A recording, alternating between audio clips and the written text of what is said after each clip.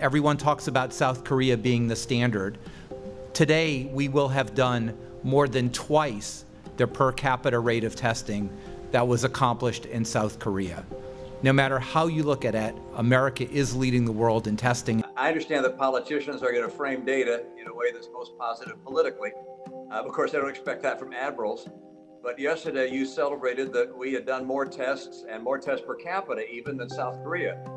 But you ignored the fact that they accomplished theirs at the beginning of the outbreak, while we treaded water during February and March.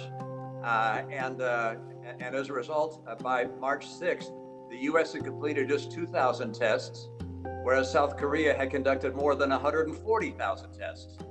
So partially as a result of that, they have 256 deaths and we have almost 80,000 deaths. I find our testing record nothing to celebrate whatsoever. The fact is their test numbers are going down now because they don't have the kind of outbreak we have. Ours are going up as they have to. I think that's an important lesson for us as we think about the future.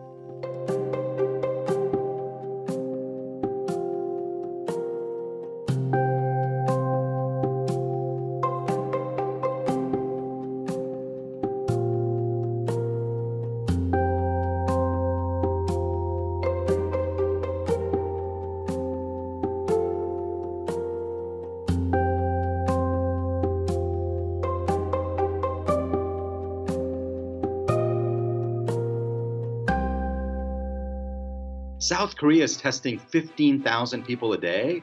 We haven't even tested 15,000 people so far in America across the whole last 2 months. It pains me to say this, but it really was an unmitigated disaster, what the Trump administration has done. And of course, for months they've been saying this is not a problem. A lot of people think that goes away in April with the heat. We've got the virus under control. At this moment, we think we have it very much in hand. We're not going to see very many cases. 15 people. Out of billions of people, 15 people. It's no worse than the flu. That's a little bit like the flu. It's a little like the regular flu. Those are all the wrong messages. Don't minimize the disease. Let's not turn this into a political fight between Democrats and Republicans. The coronavirus doesn't care if you're a Democrat or a Republican. It's going to infect you just the same. But the bottom line is that we have to treat coronavirus seriously. When you're downplaying a risk, you don't put a lot of effort into figuring out how big a problem it is. We have fallen behind most other countries in terms of testing people. Every country from South Korea to Japan to Italy, England, France, Germany, they're all doing a much better job of testing people. We just haven't developed the tests. If you get symptoms of coronavirus tomorrow, it's very hard for you to get tested for the infection because we just don't have the tests. And I think it's basically because our leaders, they just haven't put the attention that you need to get these tests developed.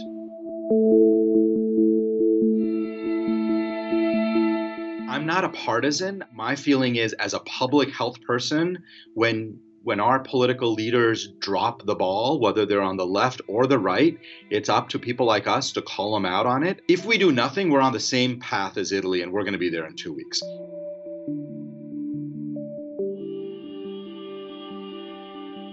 In Italy, you had people getting turned away who were critically ill because they just didn't have beds. They didn't have enough doctors and nurses to care for those people. We are definitely on the same trajectory as Italy, but we don't have to have the same fate as Italy. I think we have to focus on now is what do we do moving forward? And that's where I think we need urgent action.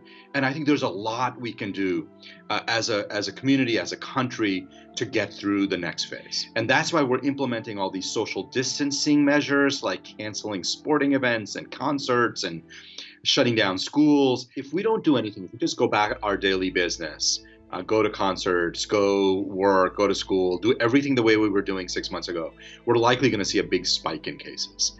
And what's going to happen is that the number of people who get very, very sick is going to totally overwhelm the healthcare system. And the healthcare system is not going to be able to take care of everybody. The whole idea of spreading the risk, spreading the disease is that by doing these social distancing things, you slow down the rate by which the infection spreads in the community. We may still end up with the same number of people getting infected, but instead of it all happening over a month, if it happens over 6 months or 9 months, then hospitals are gonna be able to accommodate all of those people. Because at any given moment, they're not gonna get overwhelmed. And so the name of the game now is making sure we spread the infections out over time so our doctors and our nurses and our hospitals can care for everybody who needs to be cared for. And we have to act together as a single people, as Americans, and really as citizens across the world. We have to work together to defeat this virus.